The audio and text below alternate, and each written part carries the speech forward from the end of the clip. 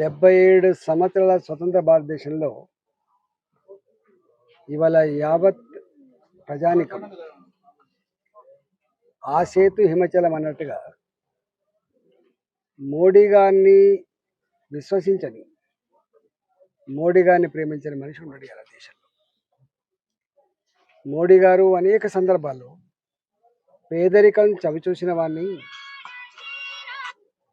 పేదల జీవితాన్ని చదువుకున్న వాడిని, నాకు పిహెచ్డీ లేకపోవచ్చు కానీ ప్రజల కష్టాలు, ప్రజల కన్నీళ్ళు, ప్రజల దుఃఖం, ప్రజల బాధ చదువుకున్నటువంటి డాక్టరేట్ నేను. ఈ దేశంలో ఏ అంబేద్కర్ గారు అయితే ప్రపంచంలోనే గొప్ప రాతపూర్వకమైన రాజ్యాంగాన్ని అందించిండ్రో, ఆ రాజ్యాంగం అన్ని వర్గాల ప్రజల, అన్ని జాతుల ప్రజల అవసరాన్ని తీర్చేదిగా, ఆకలి తీర్చేదిగా ఉండాలని చెప్పిండు అంబేద్కర్. ఇవాళ ఆయన రాసిన రాతకు ఇవాళ మోడీ గారు అనుసరిస్తున్నటువంటి పద్ధతికి సరిగ్గా సరిపోతుంది. మోడీ గారు దేశ ప్రధానమంత్రిగా ఉండి వారు నిత్యం పేద ప్రజల కోసం కావచ్చు, రైతాంగం కోసం కావచ్చు, నిరుద్యోగ యువత కోసం కావచ్చు, గ్రామీణ ప్రాంతాల్లో 70 సంవత్సరాల తర్వాత కూడా కనీసం టాయిలెట్ లేకుండా రోడ్ల పక్కకు లోటలు పట్టుకొని పోయేటువంటి నీచమైన పద్ధతి కావచ్చు, ఇవాళ మహిళల ఆత్మగౌరవం పెంచాలని చెప్పి ఇంటింటి టాయిలెట్ పట్టించే పద్ధతి కావచ్చు, ఇట్లా ఆలోచించుకుంటూ ఇవాళ పేదల యొక్క జీవితాలని, పేదల యొక్క దుఃఖాన్ని ఇట్లా రూపుమాపాలని ప్రయత్నం చేస్తున్న వ్యక్తి పైన గతంలో కేసీఆర్ గారు కూడా అధికారం రాగానే కళ్ళురెత్తికెక్కి మోడీ ఏంది, గీడి ఏంది అని చెప్పి మాట్లాడిండ్రు. మోడీ ఏం ముఖం పెట్టుకొని తెలంగాణకు వస్తారని చెప్పి మాట్లాడిండ్రు. ఇవాళ ఒకవైపు ఢిల్లీకి పోయేమో రేవంత్ రెడ్డి గారు మా పెద్దన్న కేంద్ర ప్రభుత్వ సహకారం కావాలని చెప్పి కోరుతాడు, ఇక్కడికి వచ్చి మాత్రం ప్రగల్భాలు పలుకుతాడు. ఇవాళ మోడీ గారిని పట్టుకొని, అంత పెద్ద మనిషిని పట్టుకొని మోడీ గారు బీసీ కాదు, మోడీ గారు టెక్నికల్గా బీసీ అయిండు, అందుకని ఆయన బీసీ కాదు కాబట్టి బీసీలను ద్వేషిస్తాడు ఆయన అన్నటువంటి నీచమైన మాటలు.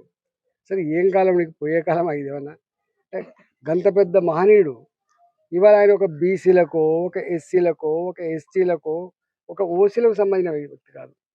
భారత జాతి ఆత్మగౌరవాన్ని ప్రపంచ చిత్రపటం మీద ఆవిష్కరిస్తున్నటువంటి మహనీయుడు మోడీ గారు. నిన్ననే చూసినాం, ఇవాళ అమెరికాలో అమెరికన్ ప్రెసిడెంట్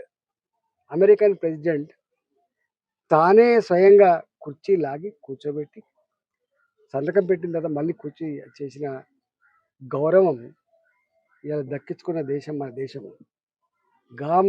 ప్రపంచ దేశాలలో భారతదేశం అంటే ఒక గౌరవాన్ని పెంచిన నాయకుడు, భారత గడ్డ బిడ్డ, భారత జాతి బిడ్డ అమెరికాలో ఉన్న, లండన్లో ఉన్న, దుబాయ్లో ఉన్న, ఇవాళ జర్మనీలో ఉన్న ఆమె ఇండియన్ అని చెప్పి గల్లెగరేసి చెప్పుకున్నటువంటి స్థాయికి తెచ్చిన మోడీ గారిని పట్టుకొని ఇవాళ మీరు కూట్ల రాయి తీయలేడు ఏట్ల రాయి తీసినట్టుగా ఇక్కడ నువ్వు పాలించే సత్తా లేక, ఇక్కడ ప్రజలకు ఇచ్చిన వాగ్దానాలను పరిష్కరించే దమ్ము లేదు. కానీ ఇవాళ గాయన గురించి ఉట్టికి ఎగరలేనమ్మా ఆకాశానికి ఎగిరినట్టుగా నువ్వు మోడీ గారి మీద మాట్లాడితే సూర్యుని మీద ఉమ్మేసినట్టు అవుతుంది బాబు. సూర్యుని మీద ఉమ్మేస్తే ఏమవుతుందో మీకు తెలుసు.